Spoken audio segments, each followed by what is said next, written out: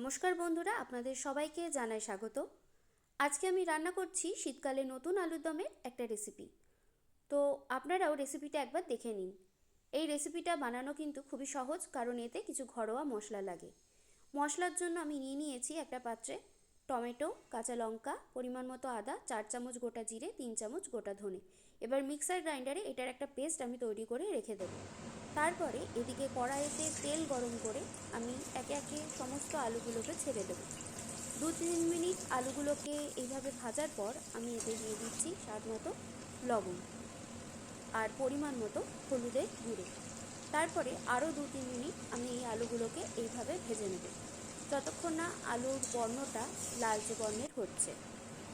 ভাজা আমার হয়ে গেছে। এবারে একে একে সমস্ত আলুগুলোকে একটা থালার মধ্যে আমি তুলে রেখে দেব।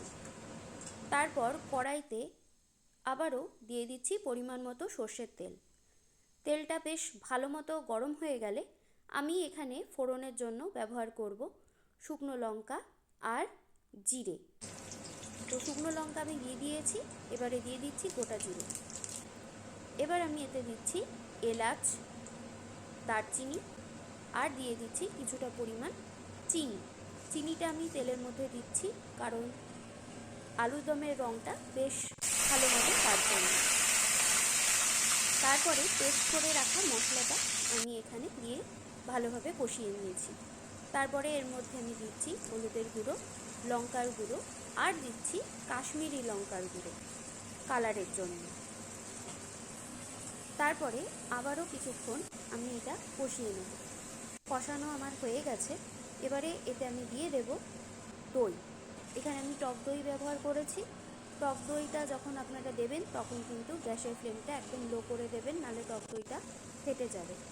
তারপরে ভালোভাবে আবারও কষিয়ে নিয়ে এর মধ্যে আমি দিয়ে দিচ্ছি ভেজে রাখা সমস্ত আলুগুলো দিয়ে আবারও আমি ভালোভাবে কষিয়ে নেব।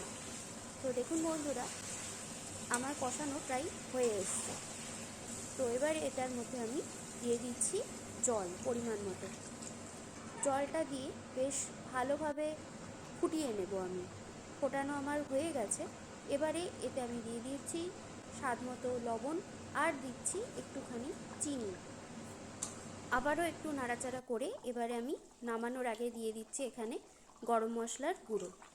এখানে আমি শাহি গরম মশলা ব্যবহার করেছি। তো দেখুন বন্ধুরা, রান্নাটা কিন্তু আমার হয়ে গেছে। এইভাবে আলুর দম বানালে কিন্তু আলুর দমের স্বাদটা হয় বেশ ভালো।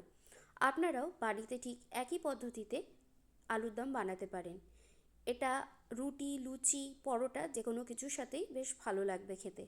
তো ভিডিওটা আপনাদের কেমন লাগলো অবশ্যই কিন্তু কমেন্টের মাধ্যমে জানাবেন। আর ভালো লাগলে অবশ্যই সাবস্ক্রাইব করে পাশে থাকবেন। ধন্যবাদ।